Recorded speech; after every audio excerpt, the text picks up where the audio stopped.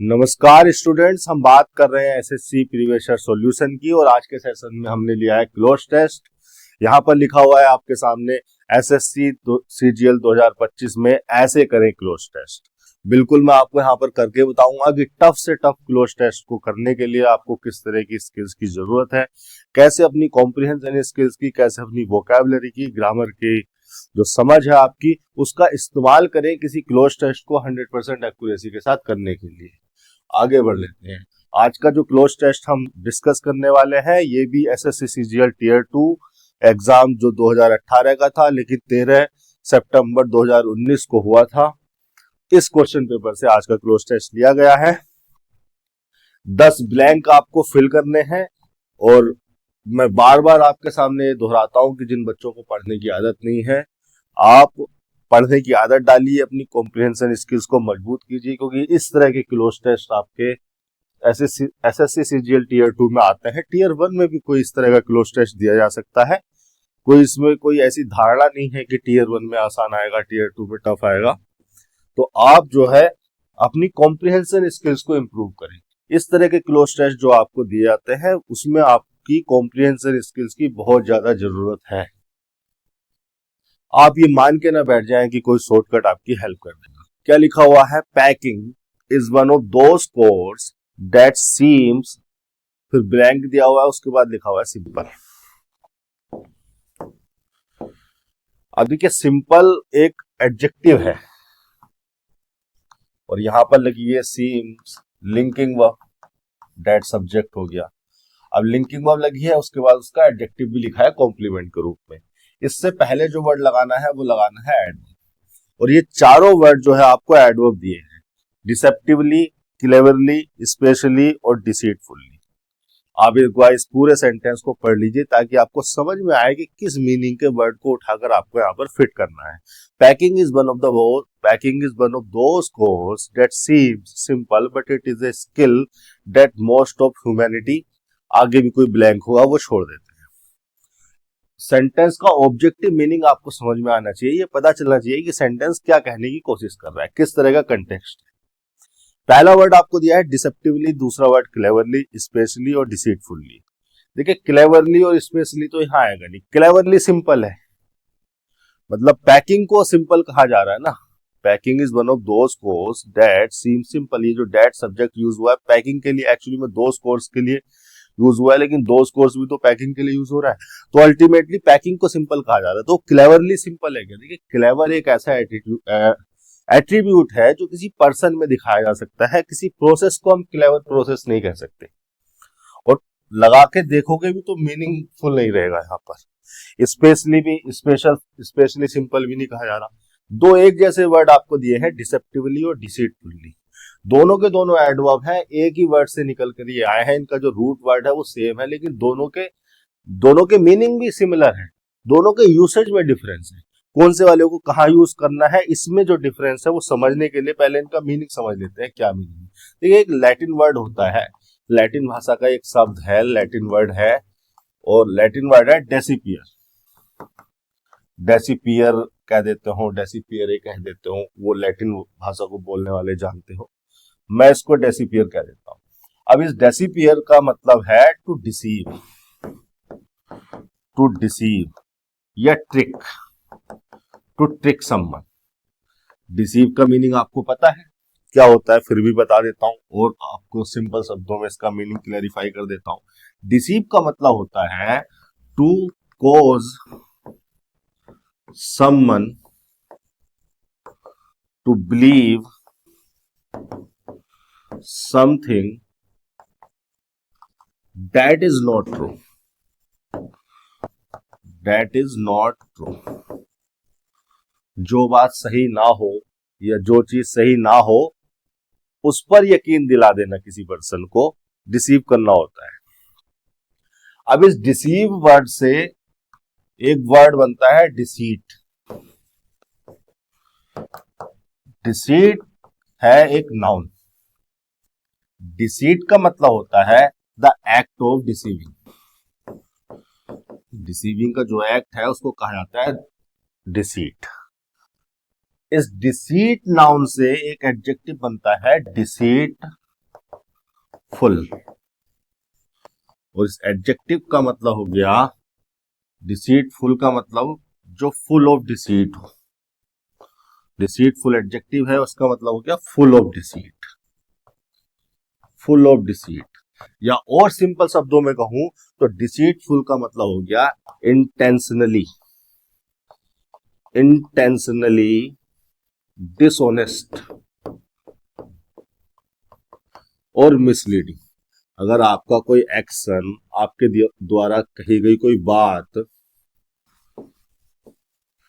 Dishonest है या misleading है, या आपका बिहेवियर मिसलीडिंग है, इंटेंशनली डिसऑनेस्ट है या मिसलीडिंग है, या आपके द्वारा की गई कोई एक्टिविटी मिसलीडिंग है, तो उस एक्टिविटी को या आपके बिहेवियर को या आपको डिसीटफुल कहा जाएगा। अब इसी डिसीटफुल एडजेक्टिव से एडवर्ब बन जाता है डिसीटफुल्ली। इस इंटेंशनली वर्ड पर जरा ध्यान देना, इंटेंशनल वर्ड, इसका बहुत बड़ा रोल है। अब ये जो वर्ड है आपका, जो रूट वर्ड है डिसीव, डिसीव से क्या बना, डिसीट बना। इससे एक और वर्ड बनता है और वो है डिसेप्शन। डिसेप्शन भी नाउन है, और डिसेप्शन का मतलब भी वही है, the act of deceiving, the act fact of deceiving. Deception noun से एक और एडजेक्टिव बनता है डिसेप्शनल, सॉरी डिसेप्टिव, वो इंटेंशनल वाले मीनिंग पे चला गया। तो डिसेप्शन नाउन से एक एडजेक्टिव बनता है डिसेप्टिव। डिसेप्टिव एडजेक्टिव का मतलब भी मिसलीडिंग ही है। डिसेप्टिव एडजेक्टिव का मतलब भी मिसलीडिंग ही है, या फिर और सिंपल भाषा में लिखाऊं, causing someone to believe something that is not true, deceptive. लेकिन डिसेप्टिव जो एडजेक्टिव है, इसका मीनिंग में जो मिसलीडिंग है, ये इंटेंशनल हो भी सकता है, नहीं भी। मैं लिखा देता हूं, वेदर इंटेंशनल और नॉट। कोई मिसलीडिंग एक्टिविटी वो इंटेंशनल हो भी सकती है, नहीं भी, उसके लिए भी आप डिसेप्टिव वर्ड यूज कर सकते हैं। और इसी डिसेप्टिव वर्ड से बन जाएगा एडवर्ब डिसेप्टिवली, डिसेप्टिवली। तो इन दोनों के यूसेज में क्या डिफरेंस है? डिसीटफुल एक्टिविटी हम उस एक्टिविटी को कहेंगे जो इंटेंशनली डिसऑनेस्ट हो, जिसके पीछे एक इंटेंशन हो, एक विल हो, एक डिजायर हो, और उस डिजायर के साथ किसी को मिसलीड किया जा रहा हो उस एक्शन के द्वारा, तो उसको कहेंगे डिसीटफुल। लेकिन अगर आपकी इंटेंशनल नहीं भी है, तो भी आपकी किसी एक्टिविटी की वजह से कोई मिसलीड हो गया, या कहीं पर कुछ ऐसा है, कहीं पर ऐसा कुछ लिखा हुआ है जिसमें इंटेंशन तो नहीं थी मिसलीड करने की, लेकिन फिर भी आप मिसलीड हो गए, तो उसके लिए यूज किया जाएगा डिसेप्टिव। या फिर एडवर्ब यूज करना है तो डिसेप्टिवली। अब यहां पर देखिए, जो पैकिंग है, क्या इसको इंटेंशन के साथ इंटेंशन के साथ डिसीटफुल बनाया गया? क्या इसमें इंटेंशन थी किसी की कि इसको डिसीटफुल बना देते हैं? ये तो ऐसी कोई प्रोसेस नहीं है जिसके पीछे कोई इंटेंशन लगी हो। कहा यह जा रहा है कि पैकिंग सिंपल लगती है लेकिन सिंपल है नहीं। तो ऐसा करने में क्या किसी की इंटेंशन है? इसको इंटेंशनली ऐसा बनाया गया है, कहा जा रहा है। इंटेंशनली वाले मीनिंग को हमें यहाँ पर कन्वे नहीं करना है, इसलिए हम 216 का फर्स्ट ऑप्शन को लगाएंगे, डिसेप्टिवली। ऐसी सिचुएशन में, ऐसे कंटेक्स्ट में हम डिसेप्टिव एडजेक्टिव या डिसेप्टिवली एडवर्ब यूज करेंगे, क्योंकि हमारे पास एडजेक्टिव थी, हमें एडवर्ब लगाना था, तो हमने वर्ड लगाया डिसेप्टिवली। 216 का फर्स्ट हो गया। 217 आगे क्या लिखा हुआ है? That seems deceptively simple, but it is a skill that most of humanity. Humanity के मीनिंग को आपको जानना पड़ेगा। ह्यूमैनिटी का क्या मीनिंग होता है? ह्यूमैनिटी एक नाउन है, उसके दो तीन मुख्य मुख्य मीनिंग निकल के आते हैं, देख लेते हैं। ह्यूमैनिटी का मतलब हो गया, नाउन है, ह्यूमैनिटी का मतलब हो गया पीपल इन जनरल। जितने भी दुनिया में लोग हैं, जनरली सबको ह्यूमैनिटी कहा जा सकता है। पीपल इन जनरल या ऑल द पीपल,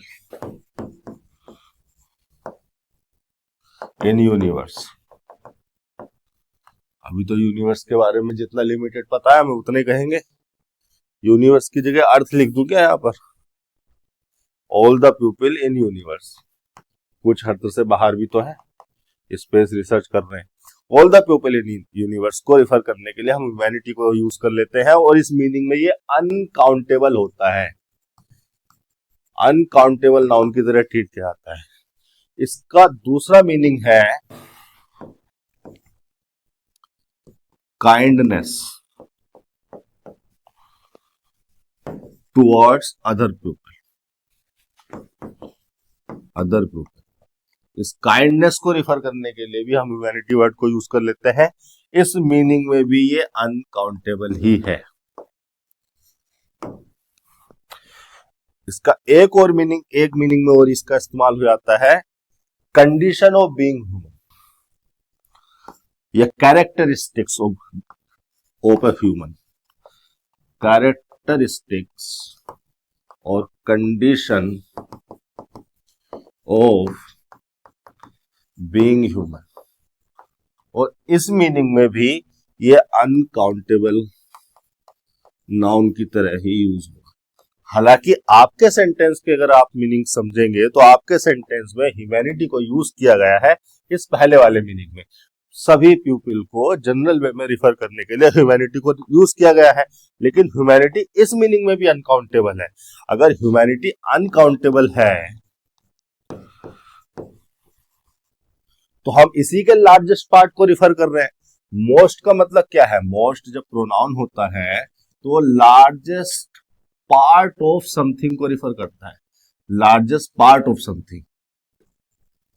अब यहां पे चूंकि अनकाउंटेबल नाउन के लार्जेस्ट पार्ट को रिफर कर रहा है, तो ये जो लार्जेस्ट पार्ट होगा ये भी अनकाउंटेबल नाउन की तरह ही ट्रीट होगा। अगर ये अनकाउंटेबल नाउन की तरह ट्रीट होगा तो ये हो गया हमारा सिंगुलर सब्जेक्ट। हालांकि जब हम किसी नाउन को अनकाउंटेबल कहते हैं, सिंगुलर प्लूरल का सेंस नहीं बनता, लेकिन अनकाउंटेबल नाउन सिंगुलर सब्जेक्ट की तरह ही ट्रीट किए जाते हैं। उनके साथ वर्ब की फॉर्म आएगी, डू तो आएगी नहीं, डू नहीं आ सकती, डोंट नहीं आ सकती, डज हैव या डज नॉट हैव में से कोई एक आ सकती है। अब आपको यहां पर देखना पड़ेगा कि हमें एक पॉजिटिव मीनिंग को कन्वे करना है या नेगेटिव मीनिंग को कन्वे करना है। मतलब हम पैकिंग को एक ऐसी स्किल कह रहे हैं, ये जो इट यूज हुआ है पैकिंग के लिए यूज हुआ है, कि पैकिंग एक ऐसी स्किल्स है जो मोस्ट ऑफ ह्यूमैनिटी के पास है। अगर मोस्ट ऑफ ह्यूमैनिटी के पास वो है तो हम उसको डिसेप्टिवली सिंपल क्यों कह रहे थे? डिसेप्टिव कहा था ना। इसका मतलब हम ये कहना चाह रहे हैं कि मोस्ट ऑफ ह्यूमैनिटी के पास ये स्किल नहीं है कि पैक कैसे करना है। पैकिंग करनी नहीं आती उन्हें, कुछ भी अंड उठा के सूटकेस में अपने भर लेते हैं। आपको कहीं जाना है तो आप बहुत कम लोगों को देखेंगे जरूरत की चीजें लाते हुए, बाकी कुछ लोग ऐसे भी होते हैं जो कि बहुत अनसंट चीजें भी उठाकर भर लेते हैं। तो इसी मीनिंग को कन्वे किया जा रहा है कि packing is a skill that most of humanity does not have. Meaning के हिसाब से ऑब्जेक्टिव मीनिंग को हमें पकड़ना पड़ेगा, इसीलिए कॉम्प्रिहेंशन स्किल्स की जरूरत है आपको, कि सेंटेंस के द्वारा किस मीनिंग को कन्वे करने की कोशिश की जा रही है। 217 का फोर्थ ऑप्शन। 218 क्या लिखा हुआ है? इवन सीजन ट्रेवलर, सीजन का मतलब होता है experienced, experienced. Even season travellers end up, एक फ्रेजल वर्ब आपके सामने यूज हुई है एंड अप। इसका मीनिंग जानते हुए चलेंगे, देखेंगे कि किस तरह के स्ट्रक्चर में इसको इस्तेमाल किया जाता है। अच्छी फ्रेजल वर्ब है। हमारा जो ऑब्जेक्टिव है इस सेशन में, इस लेक्चर में, केवल और केवल एक क्लोज टेस्ट को करना ही नहीं है, एक क्लोज टेस्ट को कैसे करना है, कैसे अपने आप को तैयार करना है एसएससी के किसी भी एग्जाम में आने वाले क्लोज टेस्ट को 100% एक्यूरेसी के साथ करने के लिए। तो कोई भी वर्ड जो आपके सामने आता है उसको छोड़ा मत करो, वो आपके लिए एक अपॉर्चुनिटी होनी चाहिए कि हम इससे कुछ जान ले, कुछ सीख ले। एंड अप एक फ्रेजल वर्ब है और इसका यूज किया जाता है काफी सेंटेंसेस में, मुझे देखने को मिलती है। एंड अप एक इंट्रांजिटिव नेचर की वर्ब है और यहां पर इसका मीनिंग होता है to finally be at a place और situation even when you do not want to. तब भी जब आप नहीं चाहते हो उस प्लेस या उस सिचुएशन पर होना, तब भी उस प्लेस या उस सिचुएशन में होने का मतलब है आप जो है एंड अप हो गए उस प्लेस पर, उस सिचुएशन में। एक और स्ट्रक्चर हम एंड अप के साथ यूज करते हैं। अभी तो इंट्रांजिटिव वर्ब है, जिस प्लेस को लिखना है प्रीपोजिशन लगाकर लिख देंगे। And up doing something, and up के बाद क्या करेगा वो, सीधे कोई भी वर्ब की आईएनजी फॉर्म लगा देगा। यहां पर मैंने डूइंग लिख दी क्योंकि डू जनरल वे में सभी एक्टिविटी को रिफर कर सकती है। वर्ब की कोई भी आईएनजी फॉर्म लगा देगा यहाँ पे। एंड अप डूइंग समथिंग का मतलब होता है टू फाइनली डज समथिंग। तब भी जब आप करना नहीं चाहते थे उस एक्शन को, तब भी आपने वो किया, आप उस एक्शन पर आकर एंड अप हो गए, आपको वो करना पड़ रहा है। To finally does something, to finally does something. तो इस वाली स्ट्रक्चर को आपके पैराग्राफ में क्लोज टेक्स्ट में यूज किया गया है। क्या लिखा हुआ है, even season travellers end up carrying, फिर उसके बाद आर्टिकल लगा हुआ है और उसके बाद नाउन लगा हुआ है। जो कैरिंग है ये खुद एक ट्रांजिटिव नेचर की वर्ब है, तो इसने अपने बाद अपना ऑब्जेक्ट लिया, वही ऑब्जेक्ट ये लिखा है। यहाँ पर एक नाउन लिखा है, यहाँ पर आर्टिकल, तो कोई एडजेक्टिव भी आ सकता है इस नाउन को मॉडिफाई करने के लिए। अब देखेंगे आप, आर्टिकल लगाया हुआ है अप, जो कि कॉन्सोनेंट साउंड के साथ आता है, तो वोवल साउंड वालों को तो दोनों को हटा दो। इरिटेटिंग का मीनिंग आपको पता है, इल्यूमिनेटिंग का मतलब मैं बता देता हूं, मतलब तो पता होना ही चाहिए कोई वर्ड अगर आपके सामने आया है। बहरहाल ये दोनों ऑप्शन में नहीं हो सकते क्योंकि आर्टिकल लगा हुआ है अप, तो वोवल साउंड वाले तो आएंगे ही नहीं। फिर भी मीनिंग चेक कर लेते हैं एक बार, इल्यूमिनेट का क्या होता है। इल्यूमिनेट, इल्यूमिनेट का मतलब होता है to light something, to light something and make it brighter, make it brighter. आप किसी कमरे में गए, वहां पर कमरे में अंधेरा है, आपने वहां पर कैंडल जला दी, आपने वहां पर एलईडी बल्ब जला दिया, तो आपने क्या कर दिया, इल्यूमिनेट कर दिया, लाइट एनलाइट कर दिया उसको। अब देखिए इल्यूमिनेट का एक मीनिंग और निकल के आता है और इसका मतलब है टू एक्सप्लेन समथिंग। अगर आपके सामने कोई सब्जेक्ट है, कोई प्रॉब्लम है, कोई सिचुएशन है, आपने उसको एक्सप्लेन कर दिया, तो आपने क्या कर दिया, उसको एनलाइटन कर दिया या इल्यूमिनेट कर दिया। इसी मीनिंग में इसका एडजेक्टिव भी आ जाएगा, तो इल्यूमिनेटिंग यानी कि वर्ब के आईएनजी फॉर्म प्रेजेंट पार्टिसिपल का मतलब हो जाएगा एक्सप्लेनिंग समथिंग, एक्सप्लेनिंग समथिंग। तो यहां पर हम एक ऐसे एरे की बात कर रहे हैं। क्या एरे का मीनिंग आपको पता है? इस क्लोज टेस्ट की एक अच्छी बात मुझे लगी, काफी सारे वर्ड आपको दिए गए हैं इसमें जानने समझने के लिए। एरे का मतलब आपको पता है क्या? एरे, एरे का मतलब है, नाउन है, वर्ब भी हो जाएगा इसी मीनिंग में। एरे का मतलब है अ large group of things arranged in a particular way, arranged in a particular वे। बहुत सारी चीजों को अगर हम किसी पर्टिकुलर वे में, किसी स्पेसिफिक वे में अरेंज कर दें तो उसको कहा जाएगा अरे। तो क्या कहा जा रहा है आपसे, even season travellers end up carrying a large group of things which are arranged in a particular way. तो अरे से पहले किस तरह का एडजेक्टिव आना चाहिए? इल्यूमिनेटिंग तो आएगा नहीं, बेडेजलिंग या माइंड बॉगलिंग। बेडेजलिंग का मतलब क्या होता है ये भी समझ लेते हैं। बेडेजलिंग बना है बीडेजल से, एक वर्ब होती है बीडेजल या फिर डेजल, डेजल भी लिखते जाता है इसको। इसका मतलब होता है to confuse someone with light. कोई पर्सन सामने से आ रहा हो और आप जो है, आपके हाथ में टॉर्च हो या मोबाइल की लाइट आप उसकी आंखों पर मार दे, तो क्या करेगा, इस तरह से करने लगेगा क्योंकि वो कंफ्यूज हो गया, क्योंकि वो देख नहीं पा रहा। तो मैं लिख देता हूं to confuse someone with light because of losing clear vision। किसी पर्सन की आंखों पर लाइट मारकर उसे कंफ्यूज कर देना कि वो देख ना पाए ठीक से, बेडेजल करना होता है, डेजल करना होता है। गांव में हमारे कह देते हैं चकाचौंध कर देना। आंखों पर लाइट मार दो, आपने क्या कर दिया, चकाचौंध कर दिया। अब इसी मीनिंग को ना ये मेटाफोरिकल वे में भी कन्वे कर लेती है वर्ड। तब इसका मीनिंग हो जाएगा टू ग्रेटली इम्प्रेस। आपने अपनी ब्यूटी, अपने टैलेंट, अपने इंटेलिजेंस, अपने ब्रिलियंस से अगर आपने किसी को चकाचौंध कर दिया तो आपने क्या कर दिया, उसको इम्प्रेस कर दिया। To greatly impress someone with brilliance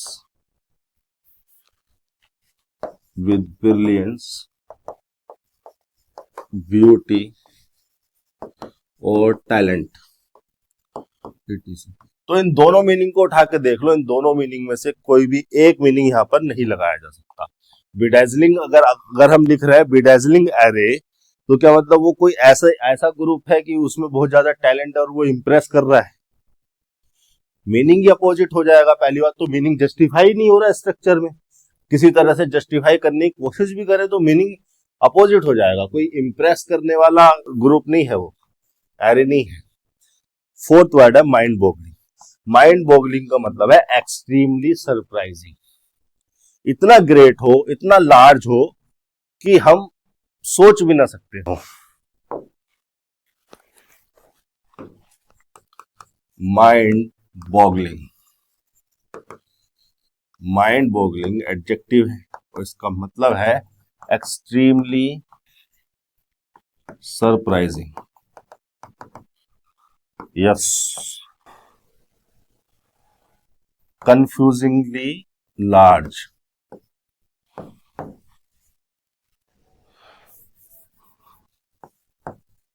amazingly large, yes, so large that is hard to imagine। Confusing word सही नहीं है इसके लिए।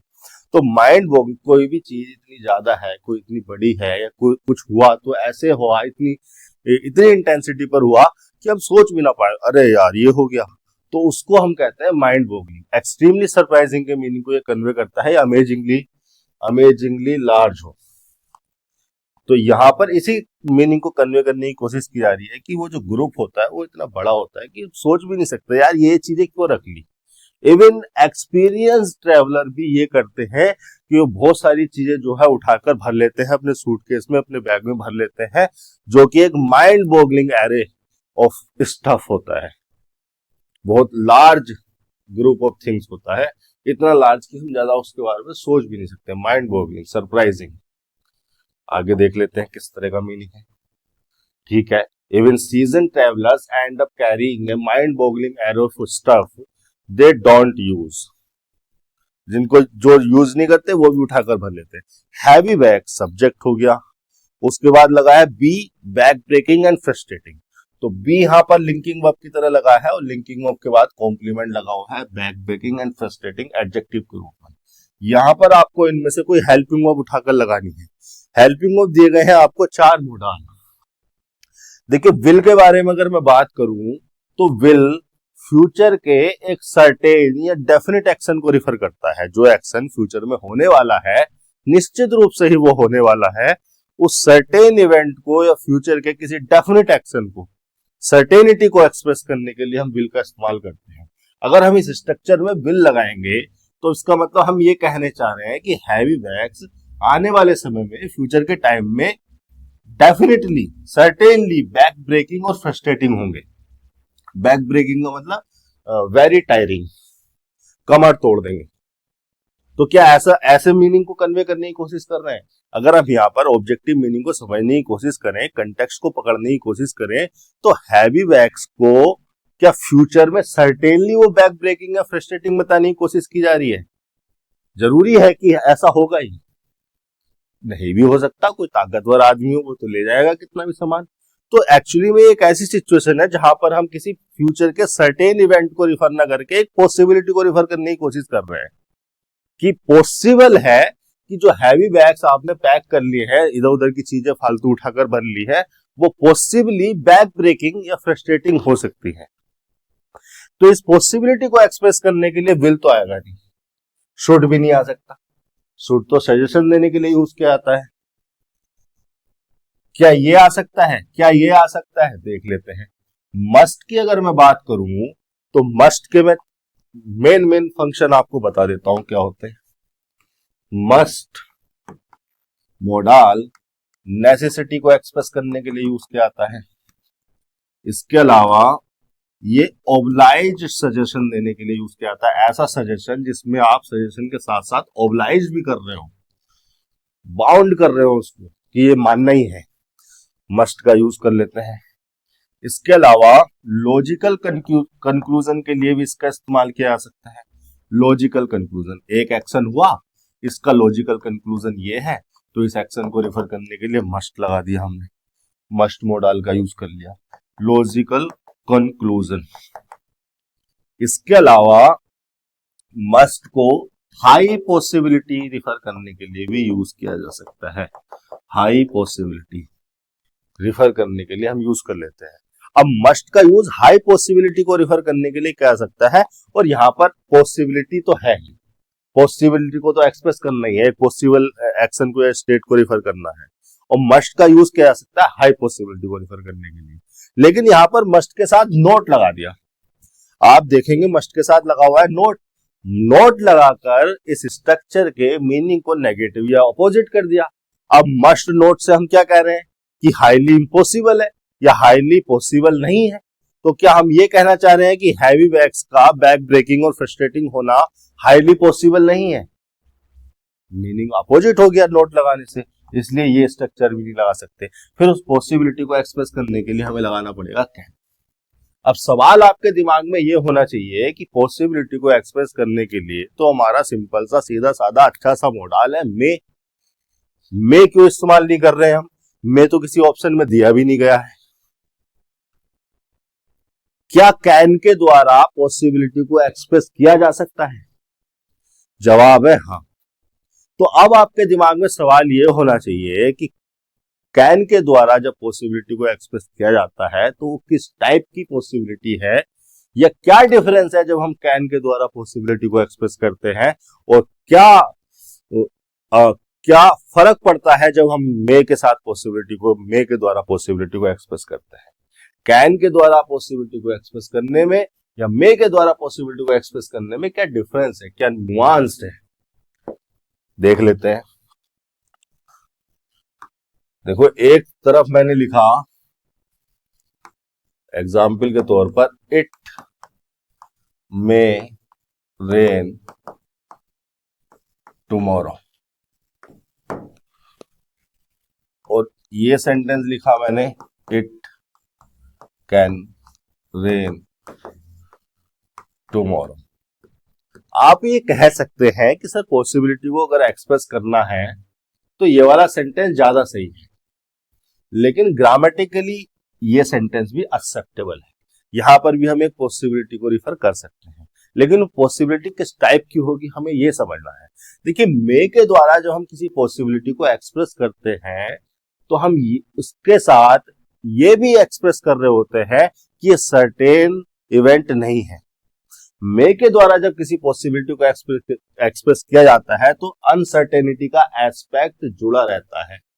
मतलब हम ये तो कह रहे हैं कि कल रेन की पॉसिबिलिटी है, लेकिन हम ये भी एक्सप्रेस कर रहे हैं, ये भी रिफर कर रहे हैं कि ये सर्टेन इवेंट नहीं है। मतलब हम सर्टेन नहीं है इसके बारे में। तो पॉसिबिलिटी है तो अनसर्टेनिटी तो होगी ही, बेसिक सी कॉमन सेंस वाली बात है। अगर सर्टेन इवेंट होता तो पॉसिबिलिटी क्या थी? पॉसिबिलिटी का मतलब ही है कि हो भी सकता है, नहीं भी। इसका मतलब अनसर्टेनिटी तो है, लेकिन उस अनसर्टेनिटी को हम यहां पर एक्सप्रेस कर रहे होते हैं। मैं फिर से रिपीट कर रहा हूं, मे के द्वारा जब हम किसी पॉसिबिलिटी को एक्सप्रेस करते हैं तो अनसर्टेनिटी एस्पेक्ट जुड़ा रहता है। हम उस अनसर्टेनिटी को एस्पेक्ट कर रहे हैं, मतलब हम श्योर नहीं है होगी या नहीं होगी। इस तरह की पॉसिबिलिटी होती है। कैन के द्वारा जब हम किसी पॉसिबिलिटी को एक्सप्रेस करते हैं तो ये एक फिजिकल पॉसिबिलिटी होती है। फिजिकल पॉसिबिलिटी से मेरा मतलब है कि इस एक्शन का होना, इस इवेंट का होना या इस स्टेट का होना फिजिकल या नेचुरल कंडीशंस पर डिपेंड करता है। अगर वो फिजिकल या नेचुरल कंडीशंस फुलफिल हो गई तो ये एक्शन पॉसिबल होगा, हो जाएगा, स्टेट ये आ जाएगी। अगर वो फिजिकल कंडीशंस फुलफिल नहीं हुई तो एक्शन नहीं होगा। अब देखिए, चूंकि यहां पर भी हम पॉसिबिलिटी को एक्सप्रेस कर रहे हैं तो अनसर्टेनिटी एस्पेक्ट तो यहां भी है, लेकिन यहां हम उस अनसर्टेनिटी एस्पेक्ट को रिफर नहीं कर रहे। यहां हमने सारी की सारी बात फिजिकल या नेचुरल कंडीशंस पर डाल दी। हम यहां पर ये कह रहे हैं कि रेन होने की पॉसिबिलिटी है कल, लेकिन ये पॉसिबिलिटी नेचुरल कंडीशंस पर डिपेंड करती है। रेन होने की क्या नेचुरल कंडीशंस हो सकती हैं? टेम्परेचर वैसा हो कि रेन हो जाए, विंड फेवर में हो, मॉइस्चर हो, etc जो भी कंडीशंस रेन होने के लिए चाहिए होती है, वो सारी कंडीशंस अगर फुलफिल हो गई तो रेन हो जाएगी। तो यहां पर हम अनसर्टेनिटी एस्पेक्ट को रिफर कर रहे होते हैं, अनसर्टेनिटी पॉसिबिलिटी के साथ अनसर्टेनिटी को एक्सप्रेस कर रहे होते हैं। यहां पर हमने पॉसिबिलिटी को डिपेंड करा दिया नेचुरल फैक्टर्स पर, फिजिकल फैक्टर्स पर। तो ये कहा जा सकता है कि कैन के द्वारा जिस पॉसिबिलिटी को एक्सप्रेस किया जाता है वो कुछ इस प्रकार की पॉसिबिलिटी होती है जिसमें कोई एक्शन अपने आसपास की नेचुरल फैक्टर्स या फिजिकल कंडीशंस की वजह से या सर्कमस्टांसेस की वजह से या किसी की कैपेबिलिटी की वजह से पॉसिबल हो। मैं लिख देता हूं फिजिकल पॉसिबिलिटी, फिजिकल पॉसिबिलिटी यानी कि फिजिकल कंडीशंस पर डिपेंड करता है। फिजिकल कंडीशंस या फिर सर्कमस्टांसेस या फिर किसी की कैपेबिलिटी पर डिपेंड करता है, किसी की कैपेबिलिटी पर डिपेंड करता है। अब आप ये सोचेंगे कि पॉसिबिलिटी कैसे कैपेबिलिटी पर डिपेंड करती है? देखिए, मेरी कैपेबिलिटी है लेक्चर रिकॉर्ड करने की। अगर मैं कैपेबल हूं, लेक्चर रिकॉर्ड कर सकता हूं, तभी तो पॉसिबिलिटी है कि कल को जो है मेरे चैनल पे लेक्चर आएगा और आपको देखने को मिलेगा। अगर मैं कैपेबल ही नहीं हूं तब तो ये पॉसिबल ही नहीं है कि लेक्चर कल को वीडियो चैनल पर आएगा और आप देख पाएंगे। तो ये एक ऐसी पॉसिबिलिटी है जो मेरी कैपेबिलिटी से जनरेट हुई है। अगर मेरे अंदर कैपेबिलिटी है तो उस एक्शन के होने की पॉसिबिलिटी भी है। तो इस तरह की पॉसिबिलिटी को एक्सप्रेस करने के लिए भी हम कैन का इस्तेमाल कर सकते हैं। हाँ, अगर मुझसे कोई पूछे कि पॉसिबिलिटी को एक्सप्रेस करने के लिए इन दोनों में से कौन सा वाला मॉडल चुनूं, तो मैं वही चुनूंगा मैं, क्योंकि ये पॉसिबिलिटी बस काम चलाने वाली बात है, ग्रामेटिकली एक्सेप्टेबल है, वो बात सही है। तो अगर यहां पर एक ऑप्शन और होता ना मैं, तो मैं उसी को चूज करता, लेकिन वो नहीं है तो मैं कैन लगाऊंगा और कैन के द्वारा भी पॉसिबिलिटी को एक्सप्रेस किया जा सकता है। अच्छा, आप एक चीज और जरा नोटिस कीजिए, हम मे के द्वारा जब पॉसिबिलिटी को एक्सप्रेस कर रहे हैं तो कोई सी भी पॉसिबिलिटी है, किसी भी एक्शन की जो पॉसिबिलिटी है, ये तो बेसिक सी कॉमन सेंस वाली बात है। अगर हम जनरल पर्सपेक्टिव से देखें तो कोई भी पॉसिबिलिटी अपने नेचुरल फैक्टर्स पे डिपेंड करती है। अगर वो सारे फैक्टर्स उसके फेवर में होंगे, अलाउ करेंगे, तो वो एक्शन हो जाएगा। अलाउ नहीं करेंगे, फैक्टर्स फेवर में नहीं होंगे, तो एक्शन नहीं होगा, वो पॉसिबिलिटी ट्रू नहीं होगी, मतलब प्लस नहीं होगा। तो वो जो नेचुरल फैक्टर्स वाली बात है वो है तो यहां भी, वो तो हर पॉसिबिलिटी में है, लेकिन उसको यहां पर रिफर नहीं किया जा रहा, उसको वहां पर रिफर किया जा रहा है। मोडाल हमारी इंटेंशन को एक्सप्रेस करता है, हमारे मूड को एक्सप्रेस करता है, तो वहां हम उस चीज को एक्सप्रेस कर रहे हैं, यहां पर उसको एक्सप्रेस नहीं कर रहे हैं। तो 219 का फोर्थ ऑप्शन, 220 में देख लेते हैं क्या लिखा हुआ है। ठीक है, heavy bags can be back breaking and frustrating. Packing, अब यहां पर ये नाउन लगा हुआ है, और उसके बाद आ गई एक लिंकिंग वर्ब, उसके बाद लिखा हुआ इसका कॉम्प्लीमेंट। अब ये जो नाउन है आपका, ये आपको पता लग रहा होगा वर्ब की आईएनजी फॉर्म है। वर्ब की आईएनजी फॉर्म मतलब जीरेंड। जीरेंड भी एक नॉन फाइनाइट वर्ब होता है। अब इस जीरेंड को लगाया इस तरीके से गया है कि ये वर्बी जीरेंड के फंक्शन में आ रहा है। वर्बी जीरेंड मतलब वो जीरेंड जिनके हम वर्ब वाले एट्रीब्यूट का इस्तेमाल करते होते हैं। जीरेंड तो नॉन फाइनाइट वर्ब है, लेकिन यहां पर देखिए जो कोई भी वर्ड आएगा वो इसके लिए एडवर्ब के फंक्शन में आएगा। अगर यहां कोई वर्ड लगाते तो वो एडजेक्टिव के फंक्शन में आता। अगर मैं पैकिंग नाउन जिसको मैं जीरेंड कह रहा हूं, उसको मैं किसी एडजेक्टिव से मॉडिफाई करता तो मैं इसको कहता कि मैंने इसके नाउन वाले फंक्शन का इस्तेमाल किया, नाउन वाले एट्रीब्यूट का यूज किया, और ये नाउन का एट्रीब्यूट एक्सप्रेस करने वाला जीरेंड है। लेकिन मैं आप यहां पर ऑप्शन में क्या देख रहा हूं?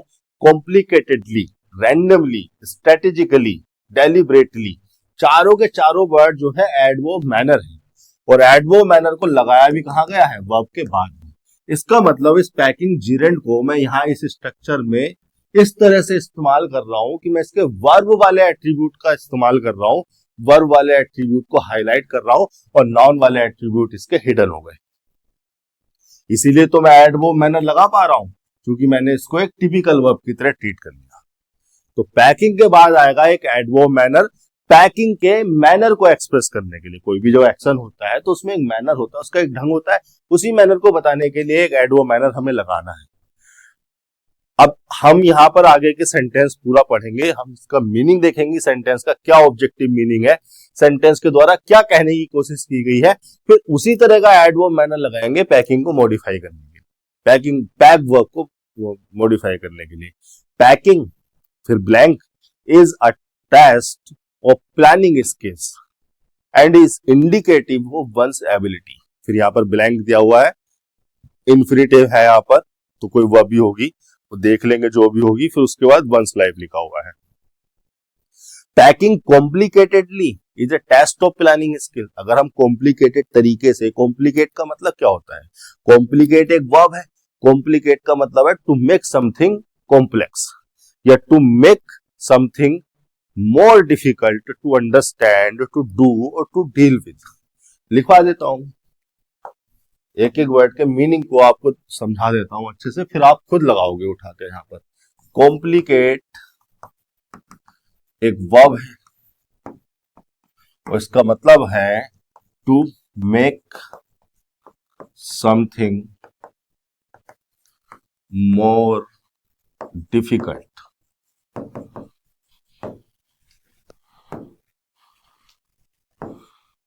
मोर डिफिकल्ट टू अंडरस्टैंड,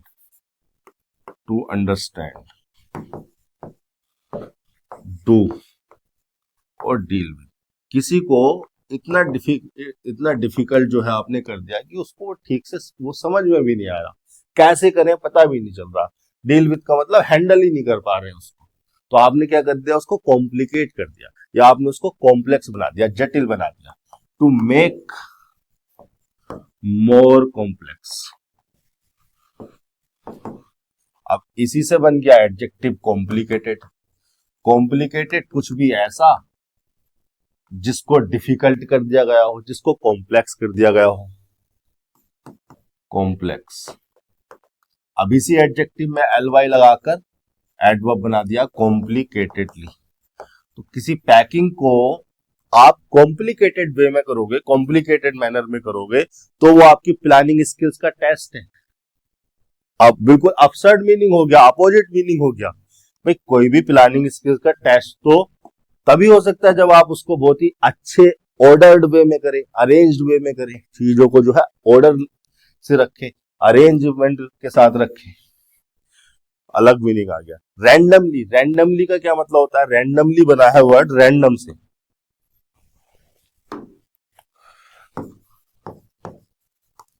रैंडमली का मतलब हो गया in a random manner, in a random manner. Random जो वर्ड है वो एडजेक्टिव है, इसका मतलब हो गया हैपनिंग, डन और चूजन बाय चांस और विदाउट ए पैटर्न और विदाउट ए प्लान। मैंने आपके सामने जो है 4 किताबें रखी, ये सारी की सारी किताबें हैं। मैंने बोला आप जो है इनको एक के ऊपर एक करके रख दो, अलमारी में जाओ इनको एक के ऊपर एक करके रख दो। तो आपने क्या किया, सबसे पहले सबसे नीचे आपने बड़ी वाली किताब रखी, उसके बाद आपने ये वाली किताब रखी, उससे उससे छोटी जो थी, फिर उससे छोटी वाली रखी, फिर लास्ट में जो सबसे छोटी किताब थी वो सबसे ऊपर रखी। तो आपने एक पैटर्न चुना, यहां पर आपने लॉजिक लगाया कि सबसे बड़ी किताब नीचे रहेगी तो उसको आधार मिलेगा, उससे छोटी ऊपर रहेगी तो उसको अपनी बड़ी किताब का आधार मिलेगा, ताकि किताबों को अच्छे से रखा जा सके, वो गिरे ना, वो इधर उधर ना हो जाए। तो आपने एक लॉजिक लगाया और आपने एक पैटर्न के द्वारा, एक अरेंजमेंट के द्वारा इन चीजों को ऑर्डर में रखा। लेकिन अगर आप उल्टा सीधा रख देते कहीं पे कुछ भी, तो आपने बिना किसी अरेंजमेंट के, बिना किसी प्लान के उसको रख दिया, यानी कि आपने उनको रैंडमली रख दिया। तो रैंडम का मतलब होता है हैपनिंग, डन और चूजन बाय चांस और विदाउट, रादर लिखता हूं, रादर देन अ प्लान और अरेंजमेंट। तो क्या रैंडम वे में आप प्लानिंग करोगे, सॉरी रैंडम वे में अगर आप पैकिंग करोगे, कोई भी चीज उठाई कहीं पर भी डाल दी, ये उठाया वहां रख दिया और पूरा सूटकेस भर दिया, तो वो आपकी प्लानिंग स्किल्स का टेस्ट है। ये भी मीनिंग को बहुत ज्यादा अपसेट कर देगा, अपोजिट ही कर देगा। डेलिबरेटली या स्ट्रेटेजिकली, डेलिबरेट का मतलब होता है इंटेंशनली। डेलिबरेटली तो एक ऐसा वर्ड है जो आपके सामने कई बार आया होगा, डेलिबरेटली, ये हो गया एडवर्ब, इसका मतलब हो गया intentionally, in a deliberate manner, deliberate manner. Deliberate का मतलब है इंटेंशनल, इंटेंशनल। डेलिबरेटली एक ऐसा एडवर्ब मैनर है जो किसी ऐसे एक्शन को दिखाएगा जिस एक्शन को एक विल के साथ, एक प्रियर डिजायर के साथ किया गया हो।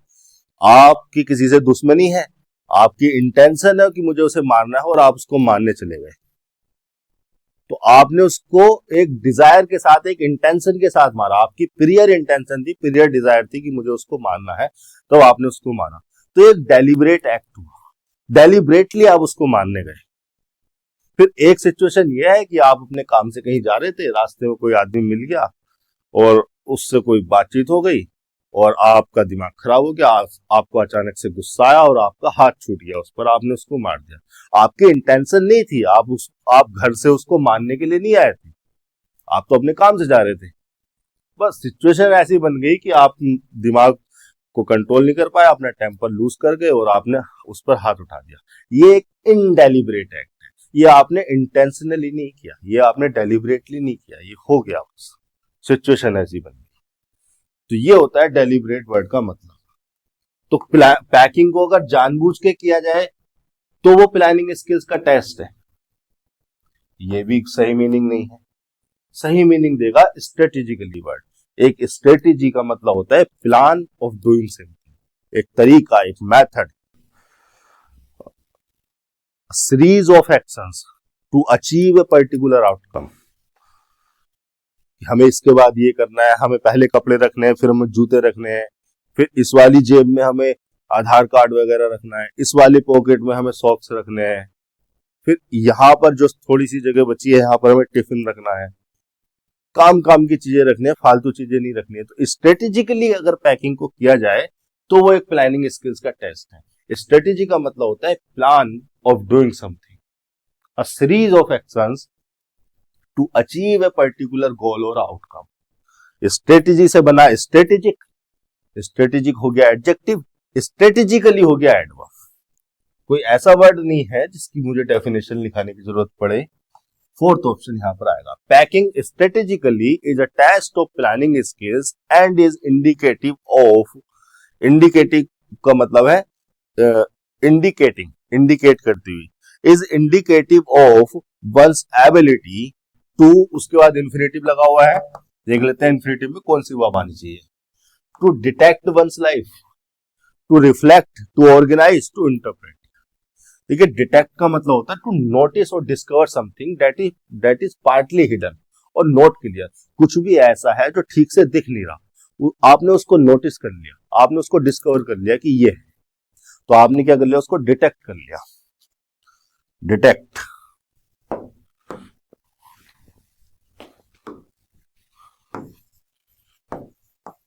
डिटेक्ट वर्ब है, ट्रांजिटिव नेचर की वर्ब है। डिटेक्ट का मतलब हो गया टू नोटिस और discover something that is partly hidden और नॉट क्लियर। तो अपनी लाइफ को डिटेक्ट करने की एबिलिटी को इंडिकेट करती है पैकिंग। पैकिंग एक ऐसी एबिलिटी को इंडिकेट करती है कि अपनी लाइफ को डिटेक्ट कर लोगे, डिस्कवर कर लोगे, नोटिस कर लोगे, अपसर्ड मीनिंग आएगा निकल के। रिफ्लेक्ट का मतलब क्या है? रिफ्लेक्ट का मतलब है, एक सिंपल मीनिंग तो रिफ्लेक्ट का यही है कि किसी सरफेस से कोई लाइट, कोई हीट, कोई एनर्जी, कोई साउंड लौट कर टकरा कर वापस आया तो वो क्या आ गई, रिफ्लेक्ट होकर आ गई। फिजिक्स में पढ़ा होगा आपने रिफ्लेक्शन क्या होता है। रिफ्लेक्ट का मतलब होता है टू सेंड बैक और कम, to send back a light, heat, energy और साउंड फ्रॉम अ सरफेस। इसके अलावा रिफ्लेक्ट का एक मतलब और है, रिफ्लेक्ट का मतलब है टू थिंक डीपली या टू डेलिब्रेट। डेलिब्रेट का मतलब to discussion, to discuss. Deliberate जो वर्ड है, एक मीनिंग तो अभी बताया था मैंने इसका, इंटेंशनल, वो तब जब एडजेक्टिव होता है, जब ये वर्ब है ना तो इसका मतलब हो जाता है टू डिस्कस।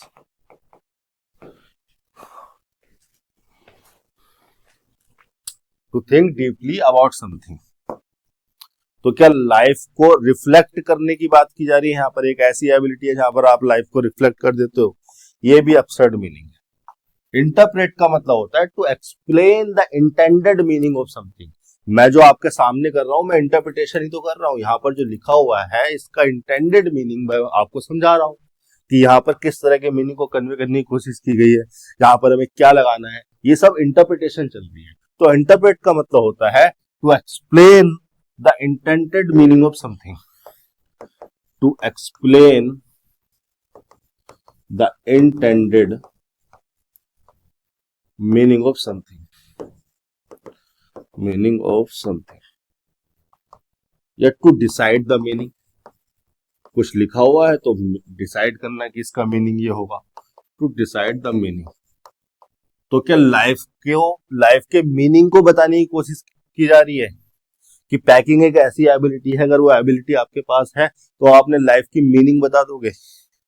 नहीं, एक्चुअली में सही वर्ड होना चाहिए ऑर्गेनाइज।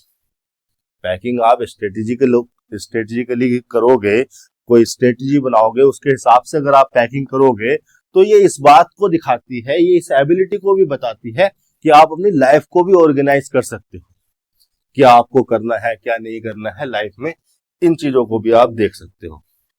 ऑर्गेनाइज का मतलब होता है टू डू समथिंग और to arrange something in a systematic way, एक सिस्टम के आधार पर, एक सिस्टमैटिक तरीके से अपने चीजों को करना। 21 221 का हो जाएगा थर्ड ऑप्शन। ऑर्गेनाइज का मतलब हो गया टू डू और arrange something in a systematic वे। 221 का थर्ड ऑप्शन। 222 पर चल लेते हैं, क्या लिखा हुआ है? The simplest way to pack smart is to select a medium size bag or to invest a medium size bag, to go a medium size bag या to look। देखिए go इंट्रांजिटिव नेचर की verb है, intransitive nature की verb के बाद object नहीं आता है। यहाँ पर तो मीडियम साइज बैग लिखा हुआ है, वो तो आएगी नहीं, मीनिंगफुल भी नहीं है, स्ट्रक्चर भी नहीं फिट नहीं हो रही है। लुक भी इंट्रांजिटिव नेचर की वर्ब है, इसके बाद भी ऑब्जेक्ट नहीं आता। एट प्रीपोजिशन लगाते हैं हम लुक के साथ। पहली बात तो लुक को वहां लगाने से मीनिंग भी बहुत अपसर्ड हो जाएगा, मीनिंगफुल भी नहीं रहेगा। लेकिन सिंटैक्स भी यहाँ पर आपकी हेल्प कर रहा है। दो इंट्रांजिटिव वर्ब दी गई है, इनको तो हटा ही दो। सिलेक्ट और इन्वेस्ट, इन्वेस्ट का मतलब होता है टू स्पेंड मनी। अगर इन्वेस्ट ट्रांजिटिव तो है, लेकिन इसका ऑब्जेक्ट क्या होता है, मनी होती है। 500 रुपए हो सकते हैं, 1000 रुपए हो सकते हैं, 10 लाख रुपए हो सकते हैं। मनी लिखी होगी, मनी की कोई ना कोई अमाउंट यहाँ पर लिखी होगी, किसी न किसी तरह का रिसोर्स लिखा होगा, या फिर कोई टाइम को स्पेंड कर सकता है। टू स्पेंड के मीनिंग में आता है। तो यहाँ पर ऐसा तो है नहीं मीडियम साइज बैग को स्पेंड किया जा रहा है, खर्च किया जा रहा है। सिलेक्ट, चूज करने की बात की जा रही है। The simplest way to pack smart is to select a medium size bag so you are not tempted. Tempt एक वर्ब आपके सामने आई है। टेम्प्ट का मतलब होता है to force someone to do और have something, to entice someone. आपके सामने कोई महंगी कार जाए निकलकर, तो आप उसको देखते हैं, वो कार आपको क्या करती है, टेम्प्ट करती है, एनकरेज करती है कि आपके पास भी कोई ऐसी कार हो।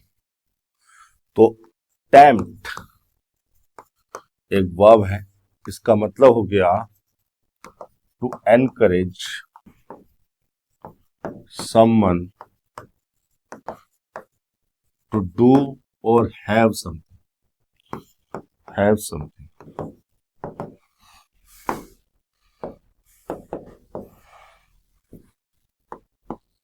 क्या कहा जा रहा है, the simplest way to pack smart is to select a medium size bag so you are not tempted to squeeze in, pushing in, spreading on, putting on। देखिए फिर से आपको जो है इन्फिनेटिव दिया गया है। इन्फिनेटिव की स्ट्रक्चर में आपको एक फ्रेजल वर्ब लगानी है, और एक ऐसी फ्रेजल वर्ब लगानी है जिसका ऑब्जेक्ट है मोर स्टफ।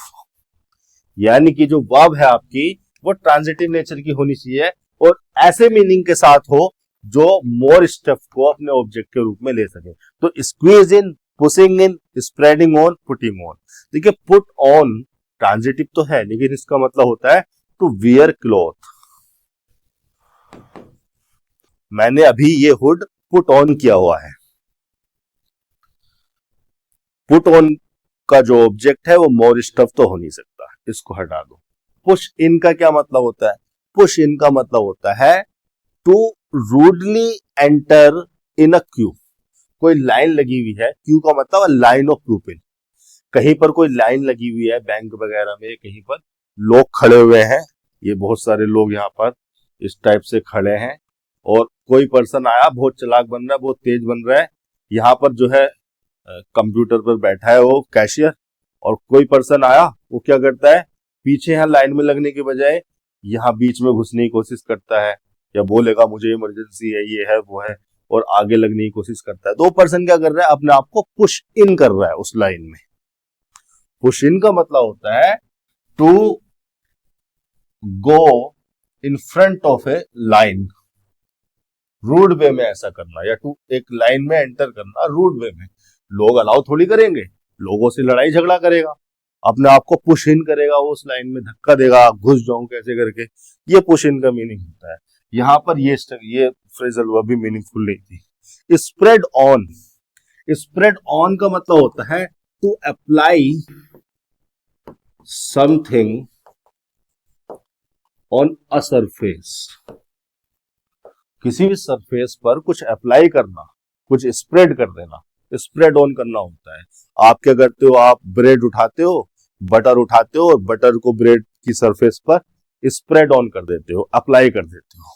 तो इस मीनिंग को भी कन्वे करने की कोशिश नहीं की जा रही है। कहा यह जा रहा है कि मीडियम साइज बैग लो और उसमें जो है चीजों को रखो ठीक से, ताकि बाद में ऐसा ना हो कि आपको एनकरेज किया जाए कि आप जो है मोर स्टफ लास्ट मिनट में उसमें डाल रहे हैं, तो यहां पर सही आना चाहिए स्क्वीज इन। स्क्वीज का मतलब होता है टू प्रेस समथिंग फर्मली। मैंने कोई डिब्बा लिया, मैंने एक फ्रूटी का डिब्बा लिया या मैंने एक कोल्ड ड्रिंक की बोतल ली और मैं उसको प्रेस कर रहा हूं फर्मली, तो मैं उसको क्या कर रहा हूं, स्क्वीज कर रहा हूं। स्क्वीज का मतलब है to press something firmly. Squeeze in का मतलब हो जाएगा, स्क्वीज इन का मतलब हो जाएगा टू पुट समथिंग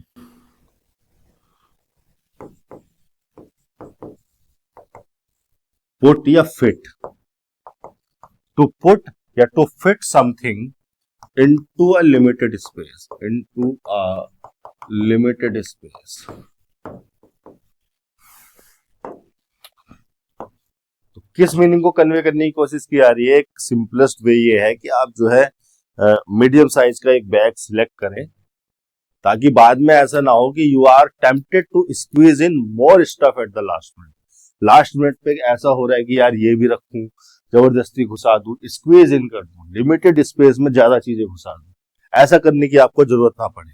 223 का हो जाएगा फर्स्ट, स्क्वीज इन सही मीनिंग को कन्वे करेगा, जो कि आपका सेंटेंस है। 224, the smart packer doesn't live on what if I need it category, या स्टे ऑन, या थिंक ऑन, या ड्वेल ऑन। ठीक है, what if I need it, what के बाद और इफ से पहले क्या लगा हुआ है, एक डैश लगा हुआ है, यहां पर भी, यहां पर भी, यहां पर भी और यहां पर भी। इसका मतलब ये क्या लिखा हुआ है, what if I need it.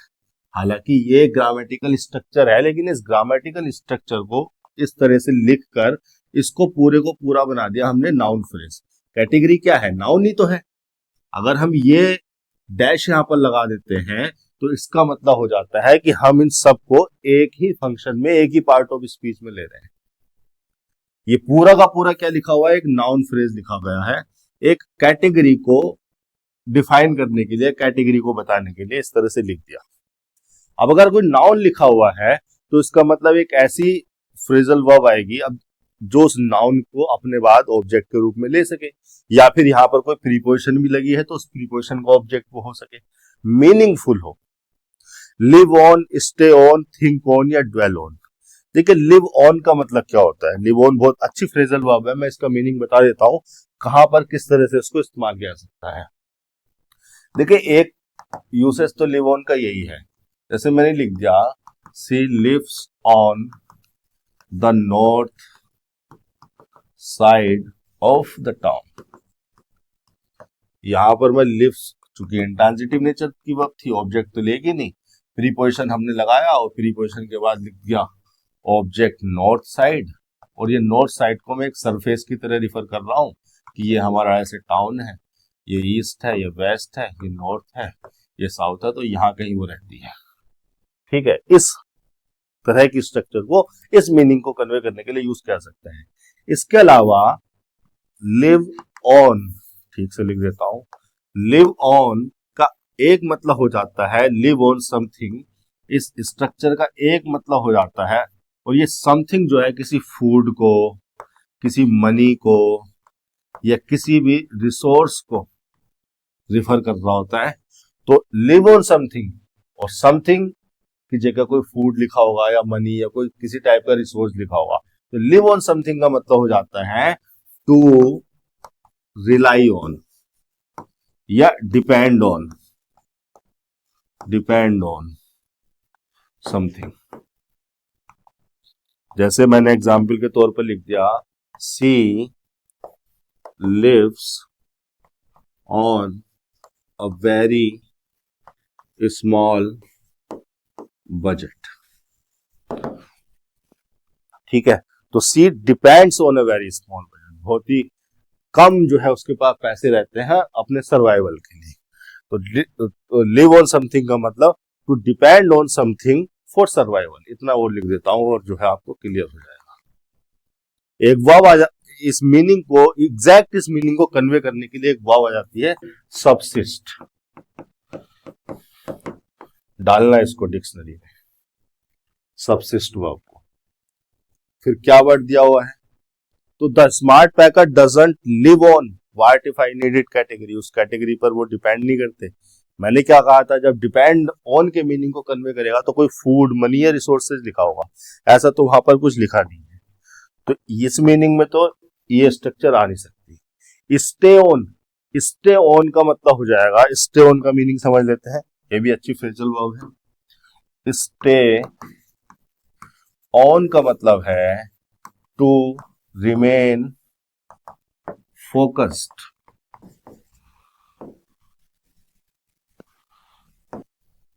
On a job और टास्क, या to be, to continue, to be in a place, position और जॉब। आप किसी जॉब में, किसी पोजीशन में कंटिन्यू काम कर रहे हैं, वहीं पर आपका फोकस है, आप इधर उधर नहीं जा रहे। आपके साथ वाले थे वो उस कंपनी को छोड़कर चले गए, कोई अब्रॉड चला गया, कोई किसी दूसरे शहर में चला गया, स्विच कर गया, लेकिन आप अभी भी उसी जॉब पर, उसी कंपनी में, उसी पोजीशन पर स्टे ऑन है, यानी कि आपका सारा फोकस अभी भी वही है। इस मीनिंग को कन्वे करता है, to remain focused on a job. अब स्टे ऑन के साथ कई बार जो है किसी एक्टिविटी को लिख दिया जाता है जीरन लगाकर, जीरन लगाकर वर्ब की आईएनजी फॉर्म को। तो यहां पर स्टे ऑन का मतलब हो जाता है कि आप किसी जॉब या किसी टास्क पर फोकस्ड हैं, आप जो कर रहे थे कुछ टाइम पहले अभी भी वही कर रहे हैं, उसी पर आपका फोकस है, स्टे फोकस। तो क्या इस तरह के मीनिंग को कन्वे किया जा रहा है कि the smart packer doesn't stay on what if I needed category, कि उनका focus what if I needed category पर नहीं रहता है, ये भी नहीं है। Think on, think intransitive nature की वर्ब होगी यहाँ पर, ऑन प्रीपोजिशन, और प्रीपोजिशन के बाद आना चाहिए कोई सब्जेक्ट जिस पर आप थिंक कर रहे हो। पॉन्डर करना मतलब कंसीडर करना, कंसीडर समथिंग। तो स्मार्ट पैकर जो है कंसीडर नहीं करते हैं कि what if I needed category की इस टाइप का stuff. What if I needed category क्या है, ऐसा होता है ना, पैक करते समय हम ये सोचते हैं कि यार इसकी जरूरत पड़ गई तो चलो ये भी रख लो, या इसकी जरूरत पड़ गई तो ये भी रख लो। तो वो सारा स्टफ जो हम ये सोच कर रख लेते हैं कि यार इसकी जरूरत पड़ गई तो, what if I need it category कहा जा रहा है। थिंक ऑन भी इस मीनिंग को जो है कन्वे नहीं कर पाएगी। The smart packer doesn't think on what if I need category of the stuff, the singular reason junk lands in suitcase. यहां पर जो है ड्वेल है, ड्वेल ऑन के मीनिंग को जरा देखो, ड्वेल ऑन के मीनिंग को। ड्वेल ऑन का क्या मीनिंग है, ड्वेल ऑन का मीनिंग है टू कीप थिंकिंग, किसी चीज के बारे में सोचते रहना। अभी सोचा, फिर 10-15 मिनट बाद फिर उसके बारे में सोचने लग गए। To keep thinking and talking about something. आपने आसपास जो है इस तरह के लोग देखे होंगे, उनसे बोल दो यार कोई दिक्कत नहीं है, कोई टेंशन नहीं है, फिर भी वो उसी के बारे में सोचे जाएंगे। अभी सोच के बैठे हैं, फिर उसी के बारे में सोचने लगेंगे।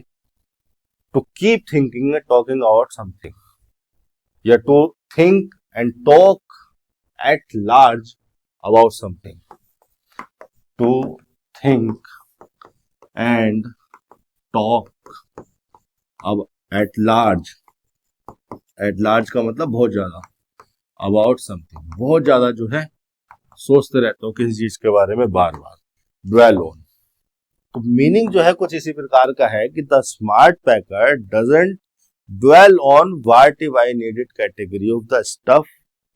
ऐसा स्मार्ट पैकर ऐसा नहीं करते हैं कि वो ये जरूरत पड़ेगी तो ये भी रख लेता हूँ, ये जरूरत पड़ गई तो, बार बार इन चीजों के बारे में वो नहीं सोचते हैं। सही मीनिंग को कन्वे करेगा dwell on. Stay on, live on तो बिल्कुल नहीं कर रहा था। थिंक ऑन, मैंने क्या बताया, थिंक ऑन अगर हम यूज करेंगे तो ऑन प्रीपोजिशन के बाद कोई सब्जेक्ट होना चाहिए, और थिंक ऑन का मतलब होता है टू कंसीडर करना, किसी चीज पर डेलिब्रेट करना, उसके बारे में सोचना कि क्या किया जा सकता है, क्या सब्जेक्ट है, क्या इंफॉर्मेशन है। बहुत लोग होते हैं जो थिंकर होते हैं, वो किसी सब्जेक्ट पर सोच रहे होते हैं, थिंक कर रहे होते हैं।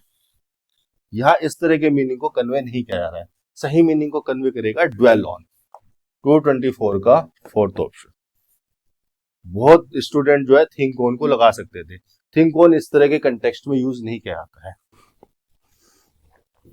225 The smart packer doesn't dwell on what if I needed category of the stuff. The singular reason junk lands in suitcase. Suitcase एक नाउन है, इससे पहले एक डिटर्मिनर लगाना है। अब देखिए मोस्ट जब किसी काउंटेबल नाउन के साथ यूज होगा तो मोस्ट का मीनिंग क्या होता है? ये सूटकेस तो एक काउंटेबल नाउन है ना। अगर काउंटेबल नाउन के साथ मोस्ट लगा हुआ है, मोस्ट का मीनिंग क्या है? काउंटेबल नाउन के साथ largest number of something. Suitcase के लार्जेस्ट नंबर को रिफर करेगा। तो सूटकेस के साथ अगर मोस्ट लगाया जाएगा डिटर्मिनर के रूप में, तो ये काउंटेबल नाउन प्लूरल नंबर होना चाहिए, प्लूरल नाउन लिखा होना चाहिए। यहाँ पर तो सूटकेस लिखा हुआ है, मोस्ट को तो हटा दो, मैनी को हटा दो। मैनी भी जो है प्लूरल काउंटेबल नाउन के साथ लगाया जाता है। मैनी रिफर करता है डिटर्मिनर के रूप में a large number of something को, a large number of something. और अ लार्ज नंबर का मतलब 1 से ज्यादा तो है ही। तो यहां पर भी अगर सूटकेसेस होता तो मैनी को कंसीडर कर सकते थे, अब तो नहीं आएगा। 1 की अगर मैं बात करूं तो 1 एक न्यूमेरल है, एक ऐसा वर्ड है जो किसी नंबर को रिफर करता है। अब ये जो न्यूमेरल है डिटर्मिनर तो ये बन जाएगा, लेकिन 1 2 3 4 ये जितने भी न्यूमेरल हैं ये हम तब यूज करते हैं जब हमें किसी थिंग के, किसी नाउन के, किसी पर्सन के नंबर को रिफर करना हो, हमें उसकी क्वांटिटी बतानी हो। कितने लोग हैं? 2 लोग हैं, 2 पीपल। कितने सूटकेस है? 2 सूटकेस है, 2 सूटकेस। कितने सूटकेस है? 1 सूटकेस है, मतलब 1 सूटकेस। तो 1 नंबर को रिफर करने के लिए लगाया जाता है। क्या हम यहां पर नंबर को रिफर करना चाह रहे हैं? क्या हम ये कहना चाह रहे हैं कि हमारा जो डिस्कशन है वो एक ही सूटकेस से रिलेटेड है? क्या हमें यहां पर यह बताना है कि कितने सूटकेस हैं, 1 या 2 या 3? तो 1 डिटर्मिनर यहां पर गलत हो जाएगा। एक्चुअली में हम यहां पर जनरल सेंस में सूटकेस को यूज कर सकते थे, सूटकेस को रिफर कर सकते थे। उस सिचुएशन में आर्टिकल आना चाहिए था आ आर्टिकल जनरल सेंस में 1 ऑफ मैनी सूटकेस को रिफर कर देता। जब सूटकेस बहुत सारे हैं, दुनिया में जितने लोग हैं उतनी जरूरत के लिए उनके हिसाब से सूटकेस भी हैं, हम उनमें से किसी एक को रिफर कर रहे हैं, तो हमने आ सूटकेस रिफर कर दिया। जनरल सेंस में किसी भी एक सूटकेस को रिफर करने के लिए आर्टिकल यूज हो जाता है, लेकिन आर्टिकल ऑप्शन में है ही नहीं, फिर हमें द आर्टिकल लगाना पड़ेगा। द आर्टिकल भी यहाँ पर लगा सकते हैं, बस द आर्टिकल अगर हमने यहाँ पर लगा दिया तो द आर्टिकल लगाकर हमने सूटकेस को डेफिनेट का सेंस दे दिया। हम किसी ऐसे सूटकेस की बात कर रहे हैं जो हमारे डिस्कशन से रिलेवेंट है। वो सूटकेस इस स्मार्ट पैकर का भी हो सकता है। तो द आर्टिकल यहां पर हम लगाकर चलेंगे। 225 का दूसरा। इसी तरह से जो है दिमाग लगाना है। एक एक क्वेश्चन में आप इस तरह से सोचिए, इस तरह समझिए कि वो एक क्वेश्चन ही आपके कॉन्सेप्ट को इतने अच्छे से मजबूत करें कि आप जो है 100% एक्यूरेसी के साथ प्रोसेस को कर पाए। कॉम्प्रिहेंशन स्किल्स को इंप्रूव करना बहुत जरूरी है। वोकैबुलरी भी अपनी तैयार कीजिए, कॉम्प्रिहेंशन स्किल्स को भी इंप्रूव कीजिए। रोजाना आप जो है पढ़ने की आदत डालिए। आज के सेशन में इतना ही। धन्यवाद।